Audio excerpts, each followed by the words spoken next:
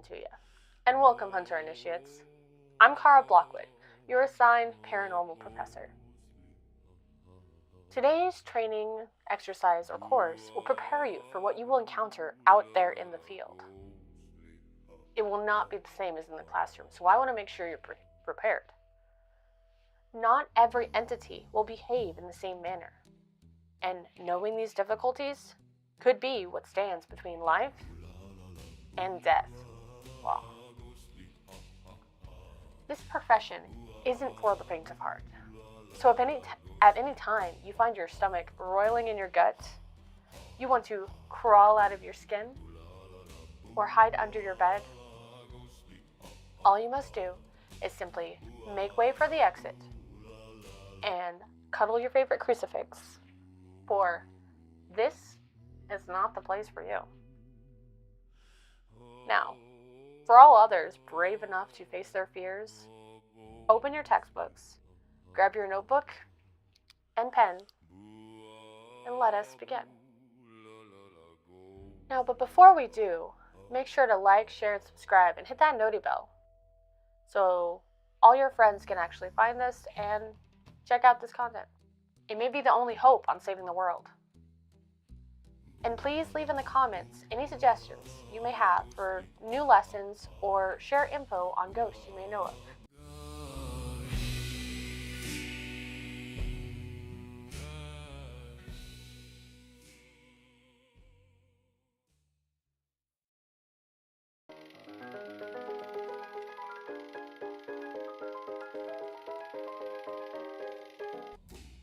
Chapter 4, Section 4.1. Banshees. What are they? The banshee is a female spirit present in Irish folklore. The entity heralds the death of a family member, usually by shrieking or wailing. The name banshee translates to women of the fairy mound, or fairy woman in the Ireland roots. Banshee, known as the singing siren, attracts its victims through song, and they cannot resist it. And as you hear that song, it means you are being led to your death, with your sanity dropping in the process.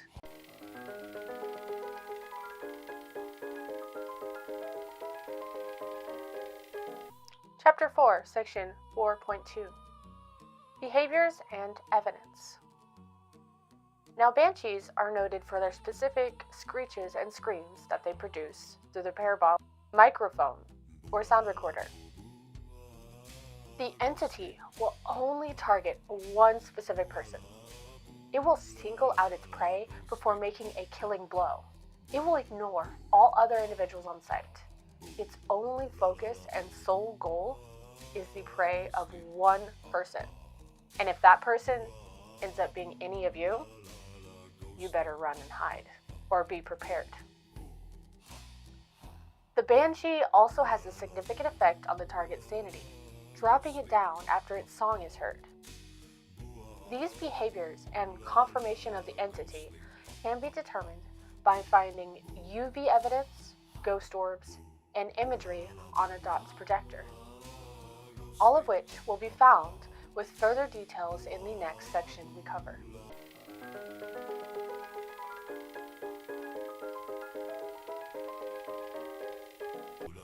Chapter 4, Section 4.3.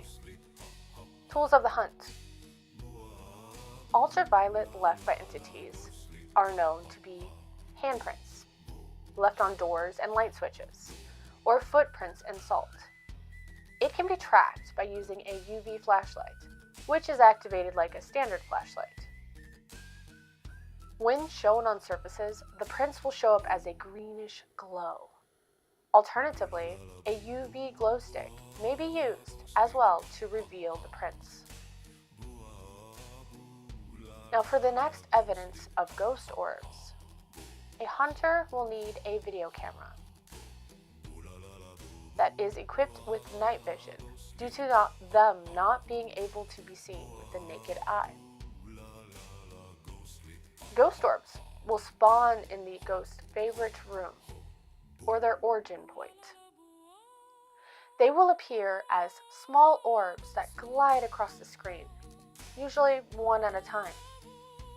They may also appear on CCTV footage, depending on the actual location. And lastly, you may find evidence with the DOTS projector, which allows you to reveal ghost movement in a projection format. Either it can be placed on the wall or floor and emits a matrix of bright green laser points in a small area from the projector itself. Occasionally, ghosts will enter a dot state, in which a faint silhouette will be visible. Then you will be able to see it with the naked eye. Turning lights off in the room where dots are placed will help the hunter see more clearly if the projector gets activated.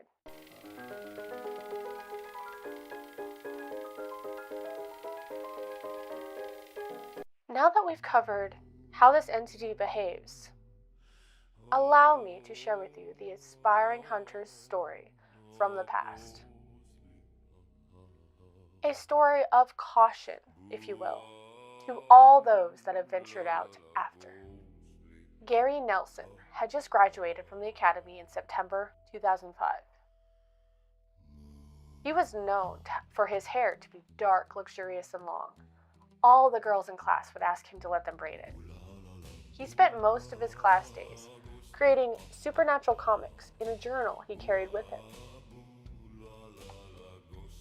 One day, Gary hoped to be known for his comics and share them with the world, to hopefully spread awareness of what was out there, since most people didn't really believe that anything was out there,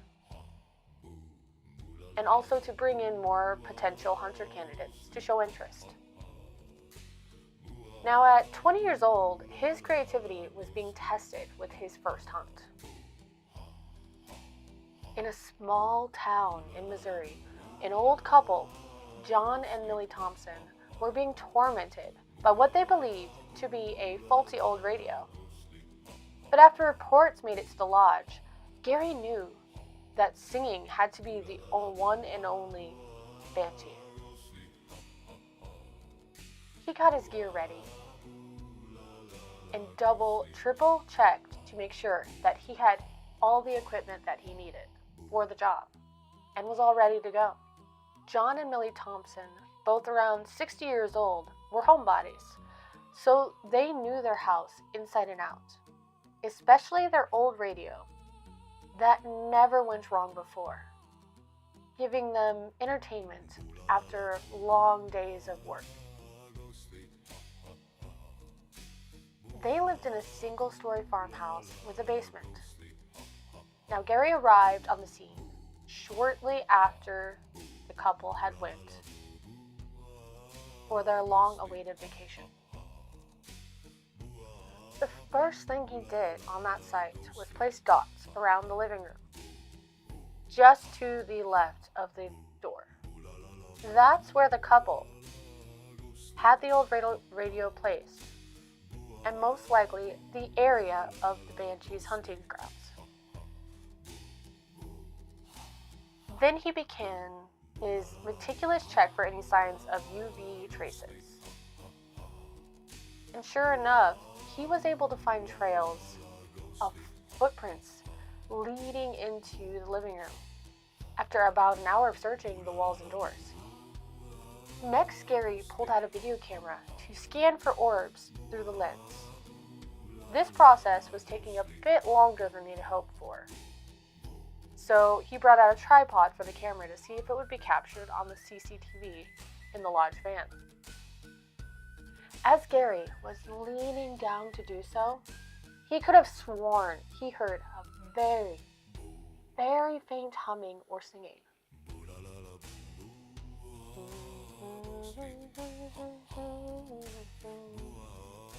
He glanced around, trying to see if he could locate the source. However, as soon as he did, the sound seemed to disappear. So he shook his head as if it was just mind playing tricks on him. While studying, he listened to seasoned hunters tell their tales of the first hunts and how your mind can like to play tricks on you. But not to pay mind to it, lest you lose your head. Much like this guy. Poor dude. Gary will have to fix that. Now, Gary fully understood what they meant and was very grateful for their sage advice and experiences to help along for his hunt. When the sounds popped up again, he didn't even lift his head to check for the source.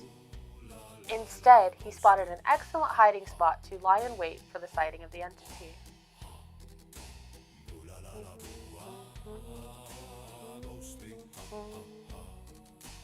Gary kept one eye on the crack of the closet door that was tucked in the opposite corner of where the radio and projector was placed. A perfect vantage point. He patted himself on the back for that one. And his other eye was on a small notebook. The notebook in question was his travel one for small comic strips, for particularly long hunts or trips, just whenever he got bored. He started on a figure that appeared to resemble a wraith terrifying a young child in a botanical center. Then, just as he was working on the part where the child gets devoured, the sounds of the humming seemed to get louder, closer, and yet Gary ignored them.